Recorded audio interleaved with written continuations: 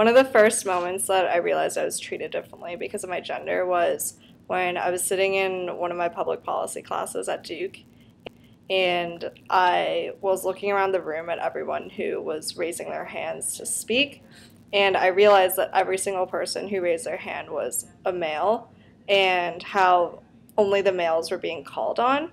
And then I wondered if this was because women felt like they didn't have anything to add to the discussion, or felt like they just weren't, um, given the same attention as males. And then I wondered why I myself felt intimidated to not really share my opinions in this discussion. In my sophomore year of high school, it was my AP biology class. I was the only sophomore in the school who was allowed to take AP biology, to get like special permission and all this jazz.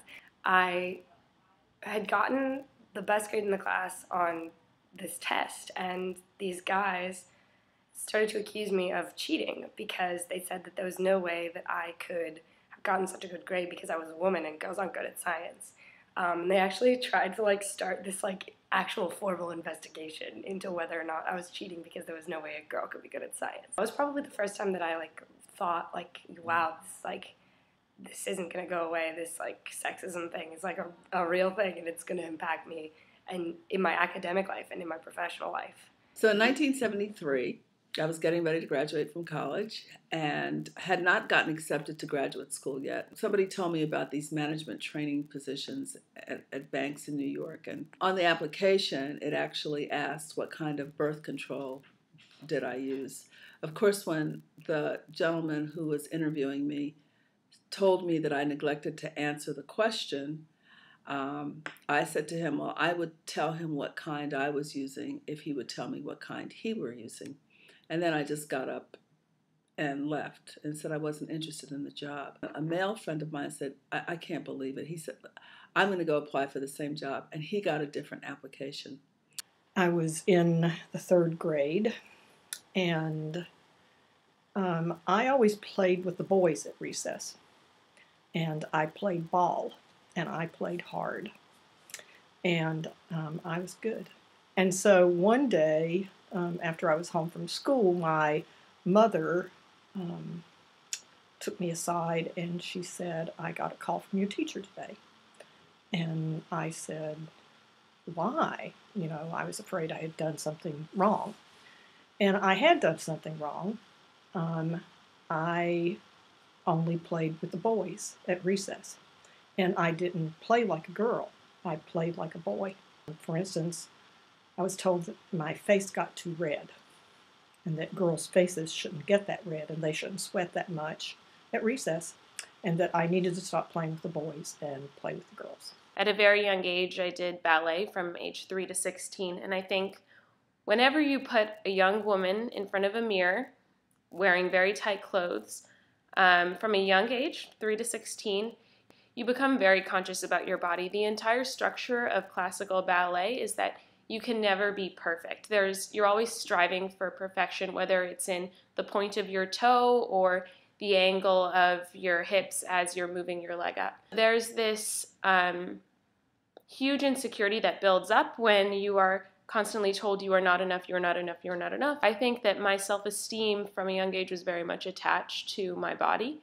And this is a gendered expectation that has I've become more and more conscious as I've grown older. I get really frustrated when people use expressions like man up and ballsy to mean courageous or be stronger, assuming that being a man means that you're stronger, braver, tougher, whatever. And these are characteristics that tons of women have and are not frequently appreciated for them. Women tend to speak in a different way from males, and this actually works against women when applying to jobs and in the workplace. For example, their voice octave tends to go up at the end of sentences, and this is unappealing to employers. And women tend to say more things like and well, I'm not sure about this, but, and then say whatever they're going to say and seem less confident when they're expressing their ideas. And that really frustrates me because I catch myself doing that all the time. Being a female, I am most frustrated when I am seen as less competent than male individuals. I work at OIT at Duke, and I've had instances where I may be sitting next to one of my male coworkers, and other males, rather than asking me for help with their computer problems, they'll go and ask the guy help. And this has happened pretty consistently. It's even happened to the point where I will just be working at my desk in IT, and a guy will come up to me skeptically and ask, "Oh, I don't know if you can solve this problem, but..." Almost every time I encounter men who, when I'm seeking advice in areas that they do not think that a person of my sex and my gender identity should have any expertise in, that they feel the need to educate me.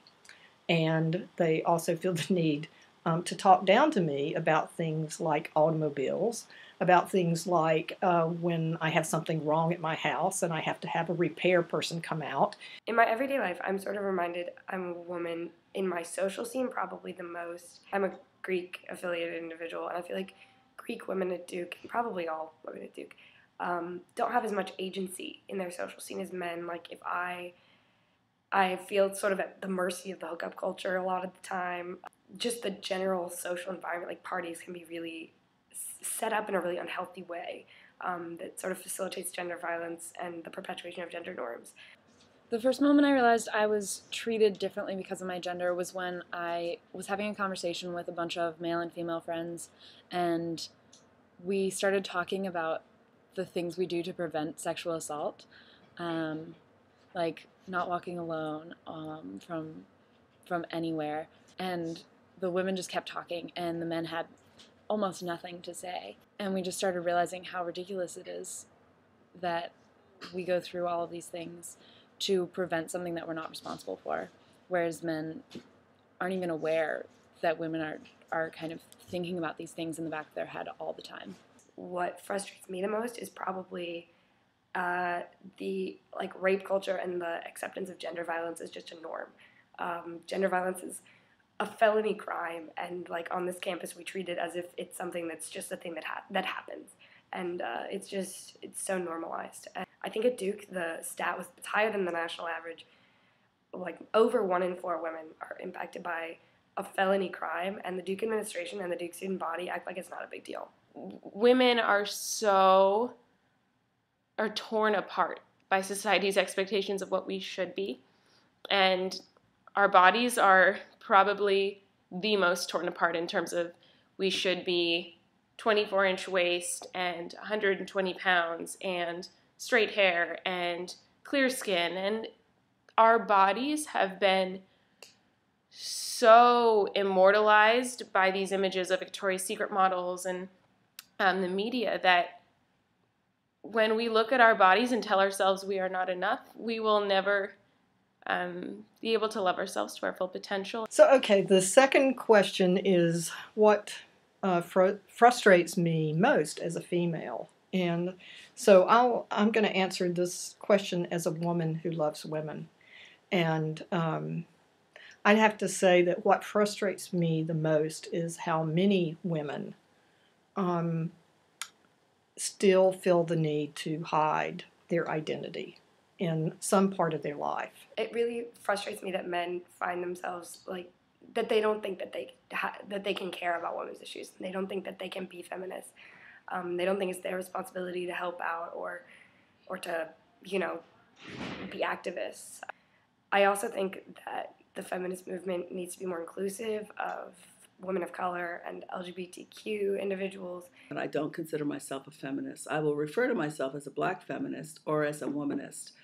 And as a womanist in particular, because womanist theory really subscribes to the notion that there's intersectionality. And I can't always say, well, I'm encountering certain kind of discrimination because I'm a woman, and I can't always say that I'm encountering certain kind of discrimination because I'm black. For me, it's because I am a black woman.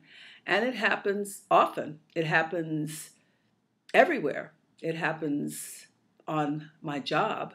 So being a female, I am most frustrated when I walk into a meeting a meeting where very important policies or procedures are going to be discussed and potentially very important decisions are going to be made. And I am the only woman in the room. That has happened before. It's happened more often than I'd like to admit.